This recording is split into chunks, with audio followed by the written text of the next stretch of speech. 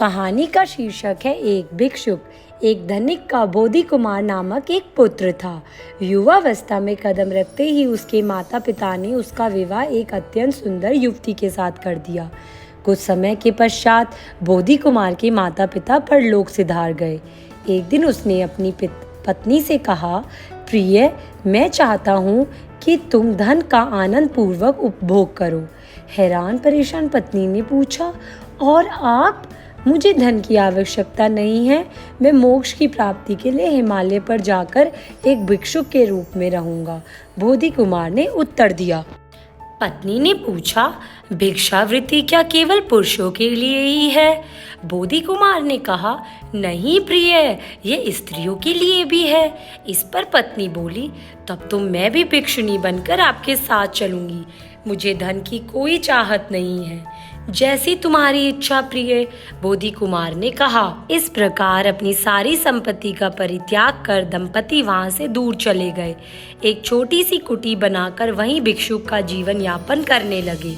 एक दिन दंपति की मिठाई खाने की इच्छा हुई। वे राजकीय उद्यान की दुकान में गए। काशी का राजा भी अपने सेवकों के साथ उसी समय उद्यान में मनोरंजन हेतु आया हुआ था। राजा ने भिक्षुक दंपति को वहां बैठे हुए देखा। वह भिक्षुणी के अप्रतिम सौंदर्य से मुग्ध हो गया। पास जाकर राजा ने बोधि कुमार से पूछा, नवयुवक, यह स्त्री तुम्हारी क्या लगती है? बोधि कुमार ने उत्तर दिया, महाराज, इससे मेरा कोई संबंध नहीं है। हम दोनों भिक्षुक हैं। हाँ, जब हम गृहस्थ थे तब यह मेरी पत्नी थी। राजा ने मन ही मन सोचा, इसका अर्थ है कि यह उसकी कोई नहीं लगती है। राजा ने बोधि कुमार से कहा, यदि कोई बलपूर्वक तुम्हारी इस सुंदर पत्नी को तुमसे दूर ले जाएगा तो तुम क्या करोगे? बोधि कुमार ने उत्तर दिया, यदि कोई बलपूर्वक मेरी पत्नी को दूर ले जाएगा और इस कारण मैं अपने भीतर क्रोध की उठती ज्वाला को महसूस करूंगा, तो मैं उसे ठीक उसी तरह दबा दूंगा जैसे तेज बारिश धूलकण को दबा देती है। राजा ने बोधि कुमार की बातों पर कोई ध्यान नहीं दिया। भिक्षुणी की सुंदरता से मुग्ध राजा ने अपने सेवकों को आज्ञा दी, इस भिक्षुणी को मेरे महल में ले आओ। राजा की आज्ञा का पालन हुआ। रोती हुई भिक्षुणी को राज सेवक खींचता हुआ महल ले आया। भिक्षुणी ने राजा के व्यवहार की बहुत भर्त्सना की। राजा ने भरसक प्रयास किया कि वह भिक्षुणी का मन बदल सके, पर वह सफल ना हो सका। क्रुद्ध राजा ने भिक्षुणी को बंदी गृह में डाल दिया और फिर सोचने लगा, यह भिक्षुणी मुझसे विवाह करने के लिए तैयार नहीं है और इसे बलपूर्वक लाने पर भी भिक्षुक ने क्रोध नहीं जताया। मुझे स्वयं ही उद्यान में जाकर देखना चाहिए कि भिक्षुक क्या कर रहा है। राजा चुपचाप उद्यान में पहुंचा।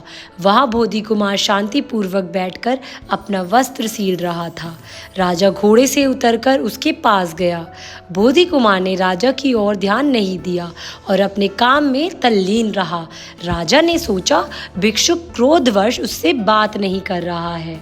बोधि कुमार ने राजा के मनोभावों को समझकर राजा से कहा, मुझे क्रोध आया था, पर उसे मैंने स्वयं पर हावी नहीं होने दिया।